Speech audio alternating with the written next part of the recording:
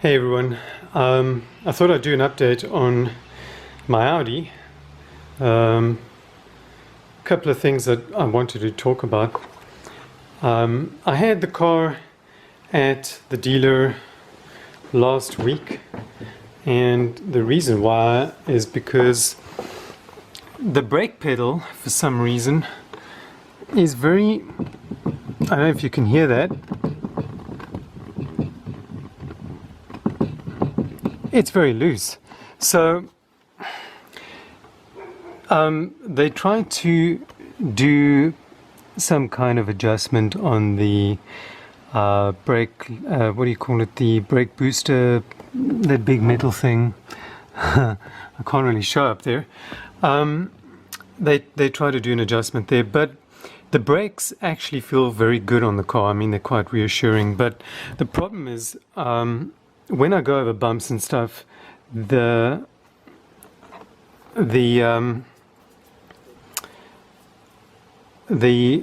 pedal rattles and it makes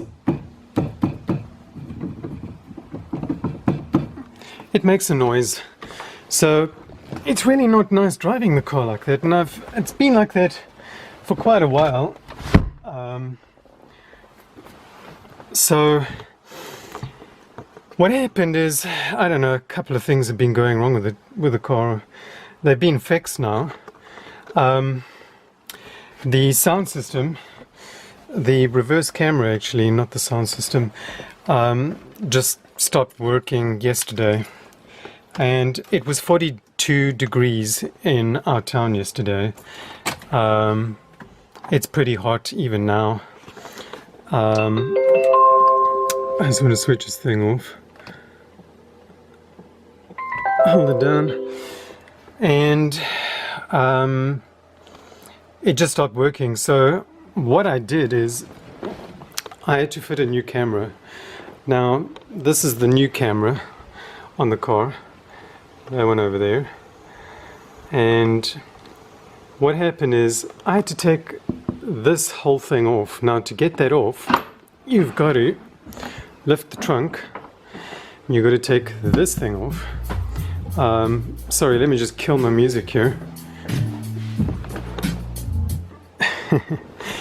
And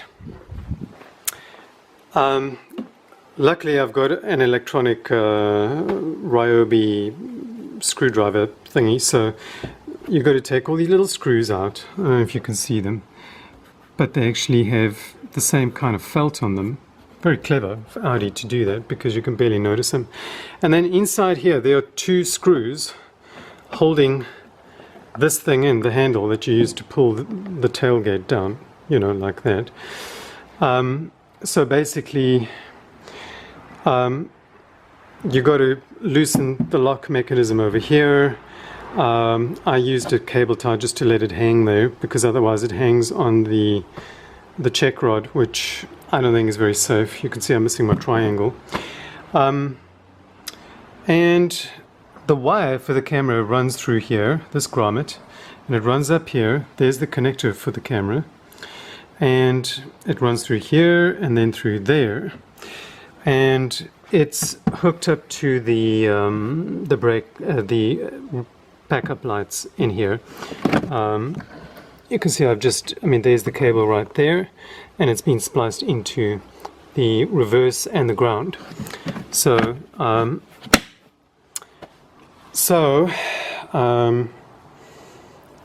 I tried everything with the old camera. It just would not work. When I took it off, I realized that when I fitted the old camera, I squashed the wire on, I just want to switch my Wi-Fi off because this thing's irritating the crap out of me right now. I squished the wire, and yeah, I find it amazing the camera worked in the first place. I'm just going to put the car in reverse, and then you can see what this camera's lines are slightly different to the old one. The other one had squares. You can see my cats. all lying in the driveway there. The old one had squares, like a red square, a yellow square, and a green square. This one actually has parking lines. They don't turn with the steering wheel, obviously, because this unit's not connected to my steering wheel controls. The reason why is because I don't have any steering controls. I don't have anything here. So I never use that functionality on the radio. But I actually prefer these lines as opposed to the old ones. You know, they're much better. You can see the license plate over there and the bumper over here. So when I'm backing up, I know exactly where I am, and I know basically the yellow zone, that line there in the yellow zone is where I need to stop. It's no longer safe to back up. So yeah, I hooked it up. I hooked the new camera up, and it worked. So I realized something was wrong with, you know, on the camera side. I checked all the wiring and that was fine, you know, leading to the camera. Or leading to the taillight, actually, should I say. So, you know, initially I thought, well, maybe the head unit's faulty. You know, I don't know. I mean, it's a Chinese make. I don't even know the name of this unit. But I mean, everything else is still working on it. You can see my cool background there. It's Earth, orbiting Earth, using a... I used this in one of my music videos, actually. The orbiting Earth. And the galaxy also turns around in the background. Very, very slowly. So, yeah, it turns out, you know, it was the camera itself. And the radio is still working. Everything's working great.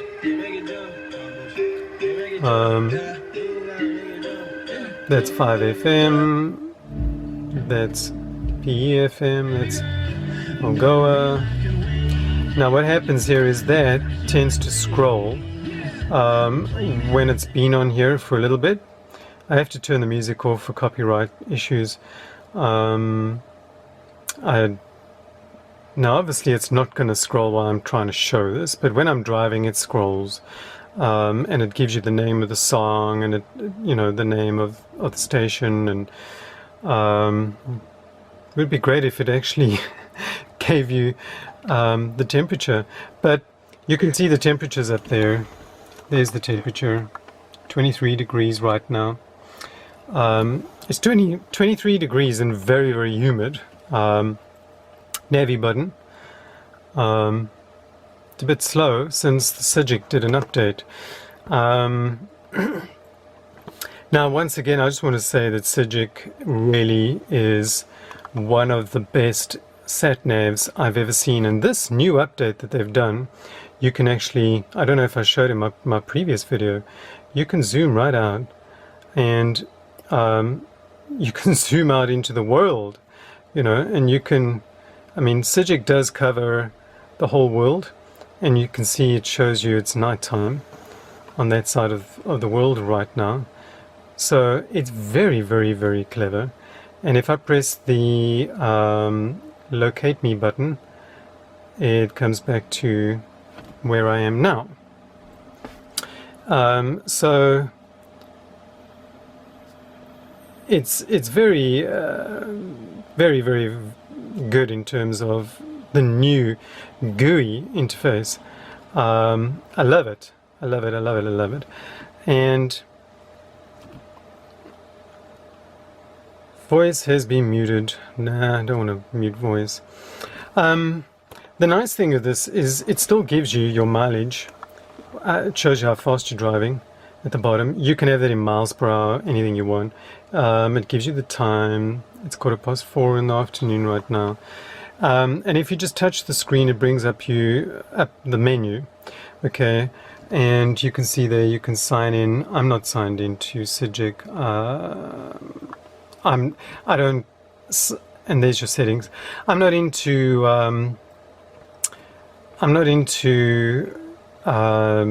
live traffic updates and so on and so forth. It doesn't really bother me.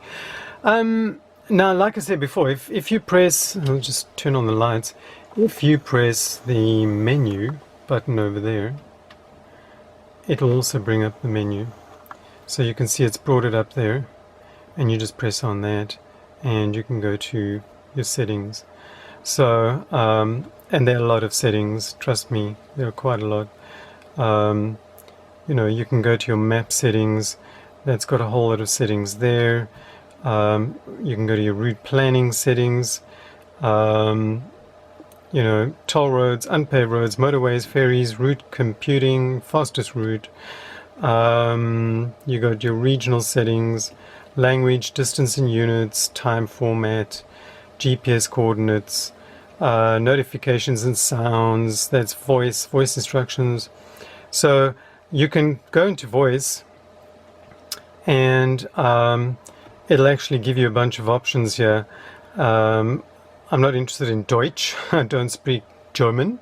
But you got English American, English British, English UK, Kate, English UK Emma, English UK Simon, English US Alison, English US Dave, English US Stephen, English US Susan. You got Espanol, you got Italiano, French, and you can actually have funny voices as well, but you got to download those and you pay for them. You don't pay a lot for them, they're actually very cheap. I downloaded the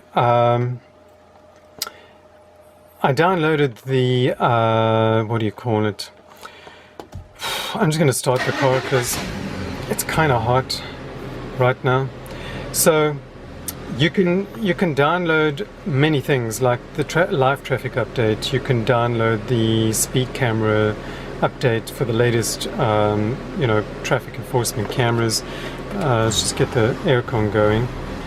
And so yeah, you can download all that stuff, and you pay a nominal fee, the equivalent of $1 basically, for, you know, live traffic updates or speed camera updates, or a voice. You know, you can have Homer Simpson's voice guiding you. I haven't really bothered with that, but I use the British accents, you know, the English-speaking people, because I find the American voice that they use. I'm not saying Americans pronounce words differently. I'm just saying that on this system, the American voices they use don't pronounce the words very clearly. So I struggle to hear what they said, and they do repeat what they said quite often. But my windshield's very dirty. But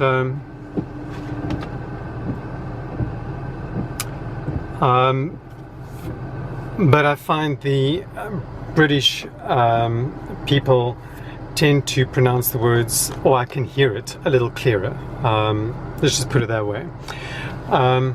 What I love about Sygic is that you can see the topography in the background. You see those hills that it's showing there? I don't know if you can see with all this reflection. But those hills really do exist. See if I switch on my headlights and dim it a little bit. I just want to see if I can get it to, yeah. So if you do that, you can turn the map around. Okay, it's going to keep going back to where it was. So yeah, give me my 3D back, please. 3D. Oh, I took it off 3D. Sorry about that. And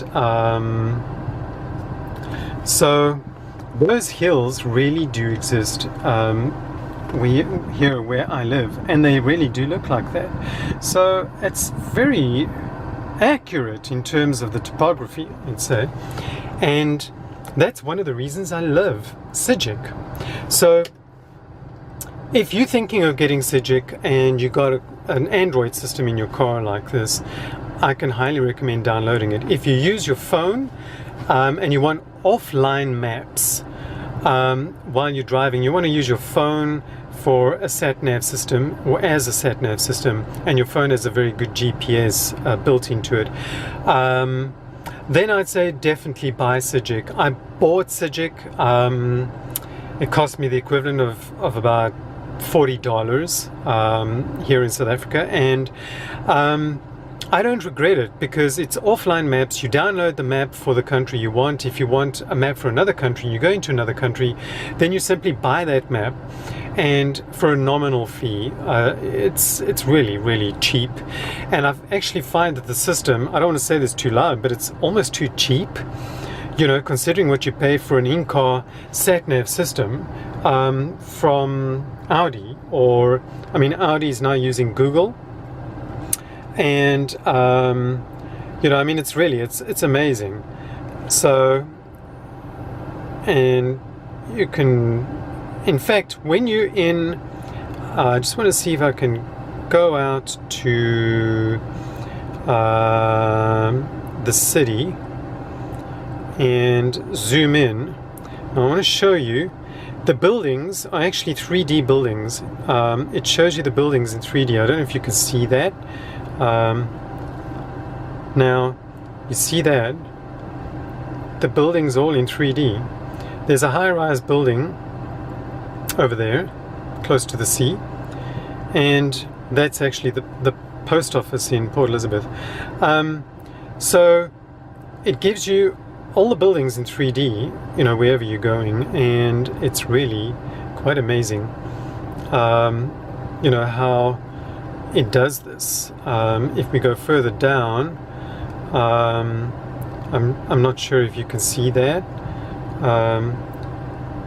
It kind of ghosts a lot of the buildings, but all the buildings that are landmarks in the city, you know, like there's another landmark building that's, you know, City Hall, and that is the clock tower by the station.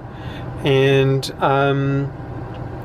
yeah, I mean, all the buildings are in 3D, and before this update they were actually not ghosted. They were, you know, cut and dried. If I press my location, it takes me back to where I am. So I can highly recommend buying Sygic, you know, for your phone if you want to use it on your phone wherever you go. I've got it on both my phone and this system, and it's all linked to the same account.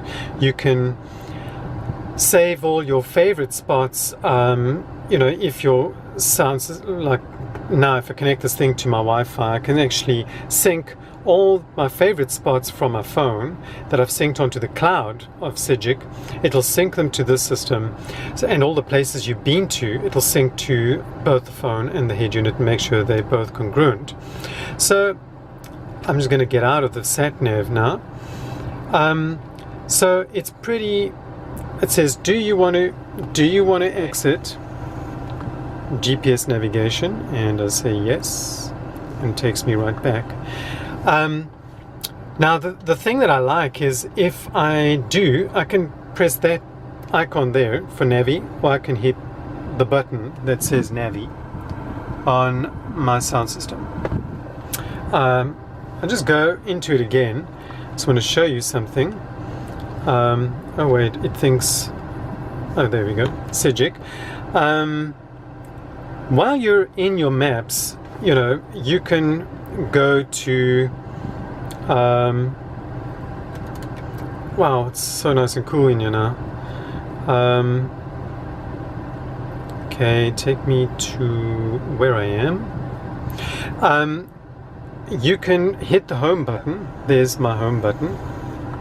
Okay, it says home, and it takes you back to the screen. So you can do whatever you want here on the screen. You can say, well, I don't want radio anymore, I want to play my music. So you can go to your music, and you can hit the nav button on the sound system, and it'll take you right back to your nav. And while you're in nav, you can still play your music.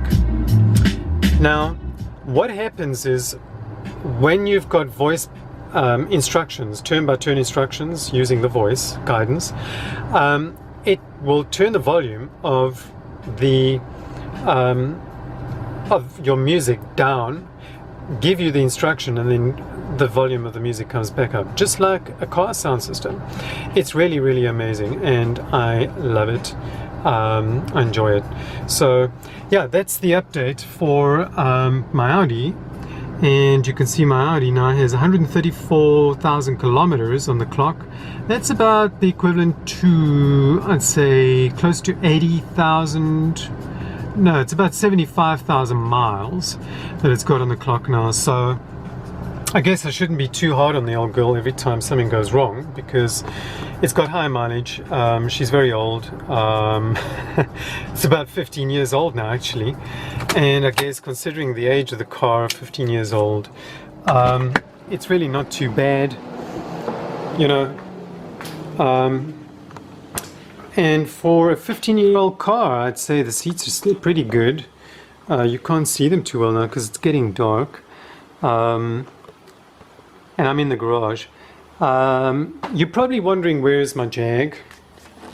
The Jag is at the dealer right now, getting some attention. I'll do another video on that, but the driver's side window regulator has to be replaced. Now, I just did a video on that the other day, saying, you know, how great the car is and how reliable it is. And, you know, even though the window lifter broke, I mean, you know, my Jag's, it's also not a brand new car. So that kind of thing, you know, you can expect that. There's a smudge on my door here. Oh, it's from the wax. So yeah, I mean, being that age, I guess you could expect it, you know, to have a window lifter fail. I mean, this car hasn't had any issues with the window lifter. I mean, it's had, let's go through Okay, this. So I'm going to show you now everything I did here. You can see the water bottle. That has been replaced. These hoses were replaced. This is quite a big hose. It splits into two here. I don't know if you can see that. Light's very, very bad, but it's quite a weird hose. It splits into two here. One runs up to the water bottle, one runs down to the engine, and then one runs down to the radiator. I had the bottle replaced because I couldn't see the level, and the level's sitting right on the arrow over there. That's where it's supposed to sit, and that's where it's sitting right now. Don't know if you can see that, and you can see going all around it, sitting right on the right level. So I've just been running the car, so I daren't open that cap. The car had several coolant leaks. In fact, since I bought the car, I've had several coolant leaks. The heater core, which I did a separate video on, was leaking. Whole dash had to come out the car. That was a job from hell. Did that myself. The dealer just wanted too much money. Then after that was done, I've since had 3 coolant leaks for hoses, water hoses, somewhere behind the engine here. I don't know, they go way, way, way, way deep under there. I thought it was the heater core leaking again. And I thought, well, if the heater core is leaking on this car again, I'm going to take an axe, I'm going to hack this car up. I seriously was not prepared to deal with that again. But as it turns out, there were 2 little hoses underneath, which were hit by stones while I was driving on the highway. And they were shredded by the stones. You know, they were doing roadworks, there were a lot of stones, and I recall driving over the stones and got home and, well, the coolant was just pouring out like crazy. So the other thing that I've done to the car is, you know, all the vacuum lines, all the vacuum hoses in here, there are a bunch of vacuum hoses that run down here to the PCV valve. They also run down here. I've done the entire front suspension. I've replaced all 4 wheels on all 4 corners. All 4 corners, brakes, discs, and pads. Wow. Geez, I can't even remember everything I've done. The battery had to be replaced because the DVR runs. You can see that is a new battery. It's about 2 months old now. Or 3 months old. The the DVR in the car works when, over there, you can see it, see the camera, that's my DVR. That thing runs when, the moment you start the car. If you turn the car off and leave the key in the ignition, the DVR continues to run.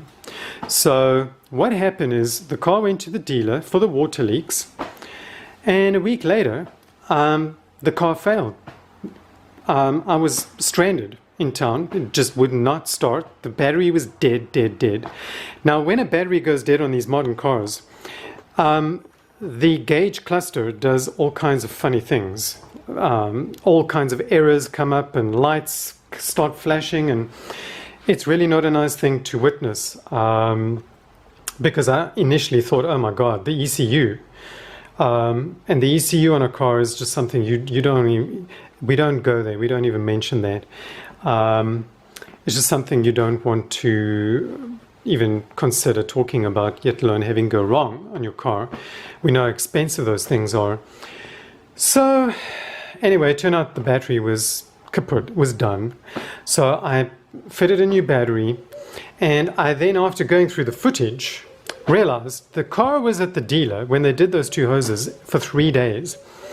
Now, in those 3 days, the car was there for 2 nights, and on both nights, they parked the car inside the workshop with the other cars, sang it a lullaby and put it to bed, but they left the key in the ignition. So the DVR was running 24/7. It ran all 3 days, all day long, because even while they were working on the car, they would leave the key in the ignition. And I warned the service advisor not to leave the key in the ignition. I said, you know, I can't unplug this thing. It's wired into the car.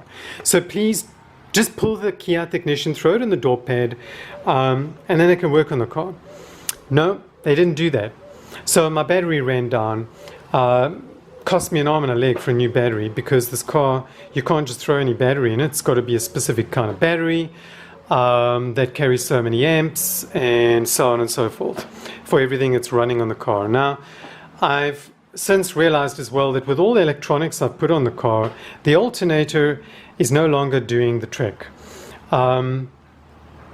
It does charge. It charges at about 14 volts when I'm driving, but when I come to a stop, it's just barely on 13 volts. It's just between 12, I'd say 12.5 volts, which is really what the battery should be doing. So when I'm running the aircon and I've got the radio on and the DVR is running and I'm using the sat nav and all that sort of thing, and my music's playing loud, it just chows the battery. And I've noticed when you crank up the volume on the aircon and you pump up the fan, it just drains the battery, and the battery goes down. So, well, the charge goes down, and you can see you're actually running on battery now. You're not really running on a charge from the alternators. So when I switch all those things off, it's fine. It's, you know, when I'm stationary. But when I'm driving, it goes back to 14 volts and it charges fine. Also, if I put the headlights on, and I tend to drive around with my headlights on, so most people do anyway nowadays, because my car doesn't have DRLs, so that further just chows the battery. So I've been looking at maybe replacing this alternator later down the line when I can afford it, because it's quite expensive. I mean, we're looking at about $500 for a new alternator. It's just ludicrous. But anyway, I need to put a 120 amp alternator in the car. And I was thinking of doing that later in the year when they remove the whole front of the car to do the cam belt and the water pump and all that. Because it's due for a cam belt change this year. And the whole bumper has to come off. And all that stuff in the front has got to be removed as well. So, yeah, I thought maybe I'll, buy the alternator. This is a 2.4 V6, and, luckily the Valeo have got some interchangeable alternators that work on this car. So I've been thinking of doing that, and hopefully I won't have any issues after that. The amperage will more than cater for the electronic needs of the car. So between then and now, the car is just going to have to limp along on its battery, and just make do.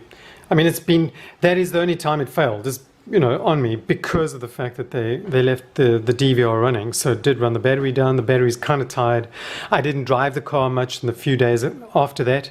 I drove my Jag. So 3 days later, I drove my car. I'd been standing. I drove the car. I had the headlights on. I had the aircon going. I had everything going, and it was just too much for the battery to cope, I guess, and it just wasn't getting enough charge from the alternator because I was at a lot of stop-start traffic, and the alternator wasn't being able to charge it enough. So by the time I tried to start it, that was it, done. It was just dead.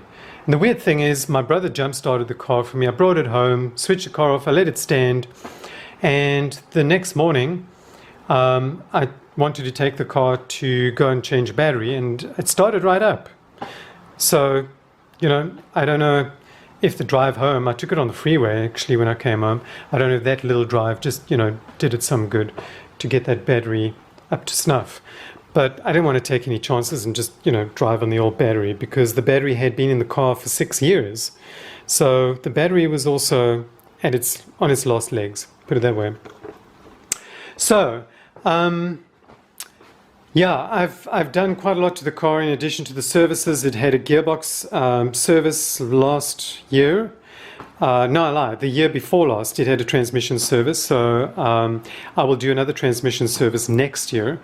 Change the filter and the transmission oil. It's very important to do that on these cars because the transmission gets very hot. It has got an intercooler for the transmission to cool oil, but it's a 5-speed transmission. It works very hard. And for a car that's 15 years old, to have a 5-speed transmission is pretty good, because most cars only had 4-speed transmission. Count 4. My car's got 5. Full fingers, a full hand. And another thing I've found, I just thought I'd show you guys the back. You can't really see it. It's very dark in here. I don't know why my camera's not compensating. But the seats are very, very good. They still look like brand new. Interior is very good on the car. Whoever had the car before me looked very well after it. Now what I found, just this morning, in fact, I was driving the car and I heard this rattly sound coming from the back area of the car, like there where the parcel shelf is.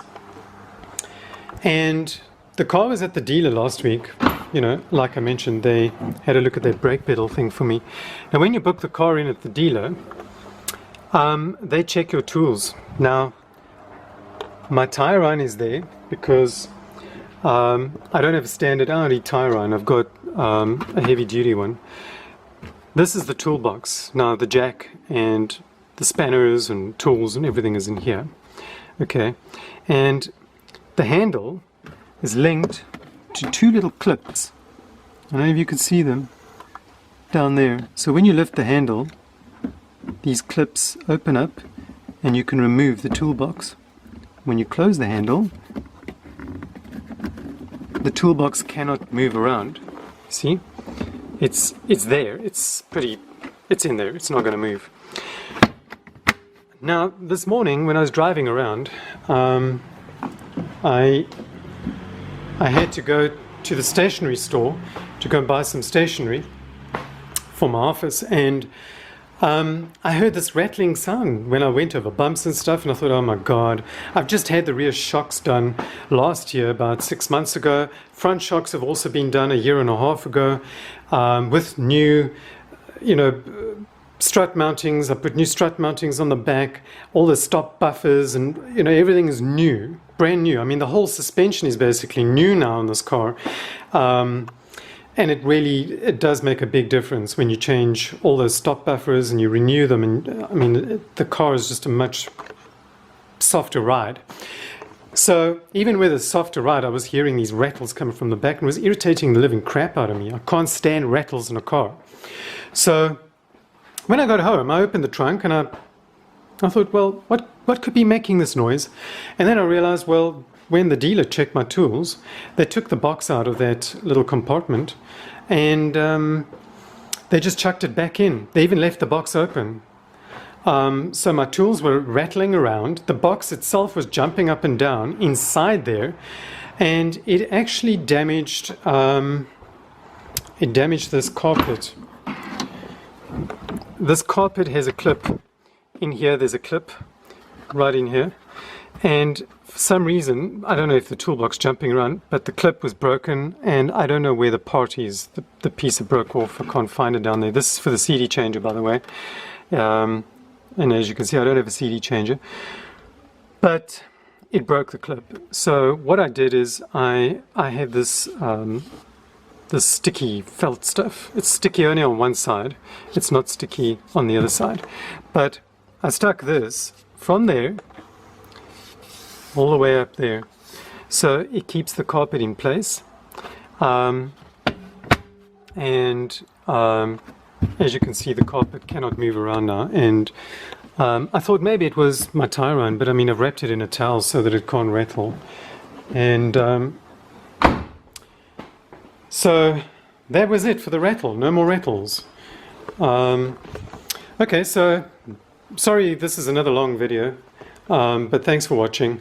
And you know, if you have any questions, drop me a line. If you've got any questions about Sygic Maps or the Android system in the car, or the DVR, or just anything that I've mentioned that I've had done to my car that you may be having an issue with, you know, just drop me a line and I will help you if I can. So thanks for watching.